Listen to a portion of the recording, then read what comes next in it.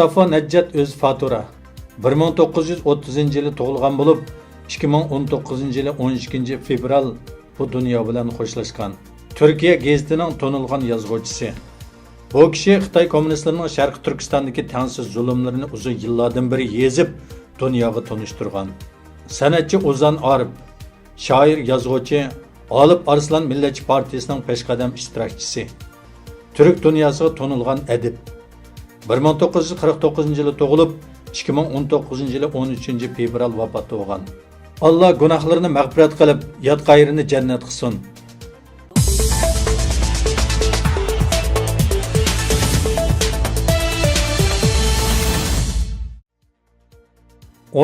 Fevral Şinjan gazeti xabarida Xitoy Kommunist partiyasi Markaziy komitet Wang Junchengni Şinjan Uyg'ur Abnum rayonlik partkomining a'zoligiga doimiy komitet a'zoligiga tayinlashni qaror qilgan. Bu yil 55 yoshli Wang Juncheng asli Sandonglik bo'lib, u ilgari Yunnan, Xubi qatorliq o'lkalarda vazifa o'tagan. U 2016-yildan beri Jelin o'lkalik partkomining doimiy a'zosi, Changchun shaharlik partkomining sekretari, Xitoy Markaziy komitetining kandidat a'zosi qatorliq vazifalarni o'tagan. Kuzatuvchilarning ilgari surishicha, Wang Junchengning yetkab kelinishi Xitoyning Uyg'ur rayonidagi siyosatida har qanday bir o'zgarish bo'lganligidan derak berdi deb qiyos qilish mushkul ekan. Chet eldagi Boşun Torning oshkorlashicha, Wang Juncheng 2014-yili Xubidagi Shenyang shaharlik partkomining sekretarlik vazifasini o'tayotgan mezgilda arzdorlarning kimlik kartasini tortib olib, ularga zarba berish, nazorat qilish, arzdorlarning erkinligini cheklash bilan ayblangan. Shunga 2014-yili avgustda Shenyanglik 16 nafar arzdor Beijingga berib, Wang Junchengni vazifasidan ep tashlashni talab qilgan ekan.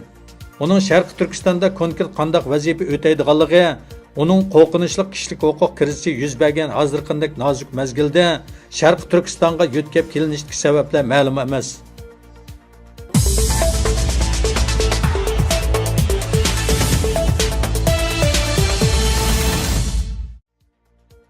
Dajian Torning 13 fevral xabarida Xitoy kommunistlari Sharqi Turkiston va Tibetda qayta tarbiyalash markazlarining borlig'ini inkor qilib kelgan bo'lsa-mu, Hindiston axborot medialari Sunniy Hamra orqali tortilgan suratlar orqali bu yolg'onchilikni yana bir qatim oshkorladi.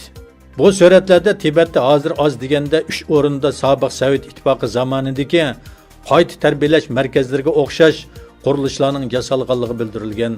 Xitoy 1958-yildan boshlab Tibetga hokimiyat yurgizgandan hozirgacha izchil diniy faoliyatlarni bostirib kelgan bo'lib, 80-yillarning o'ttirlarida taxminan 6254 ibodatxonani buzib chiqqan. Yaqinqi zamonda selingan ibodatxonlar o'zining xosligini yo'qotib, Xitoycha tus olgan. Hamda kishilar o'ltiraqlashgan rayonlardan xeyli yiroq rayonlarga selingan bo'lib, kishilarning to'plashib olishining oldini olgan.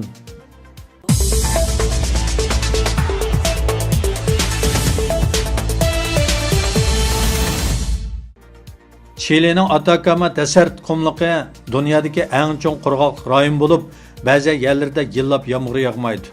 Lekin yaqinda misli ko'rilib boqmagan qattiq yomg'ir yog'ib, og'ir suv ofati yuz bergan.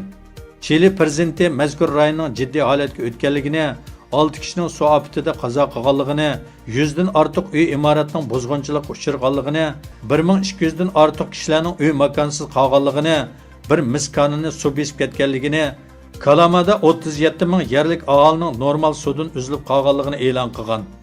Janub tarafdagi suv ofatidan boshqa, shimoliy tarafda temperaturaning yuqori bo'lishi sababli hozirgacha 600 dan ortiq qitim o'rmon o't ofati yuz bergan. Amerika Kolumbiya universiteti professori Park Williamsning bildirishicha, Chili hukumati havo klimatiga nisbatan qanday moslanish kerakligini, qanday qilganda tabiiy ofatlarning oldini olib bo'lganlik to'g'risida o'ylanish kerakligini tashabbus qilgan.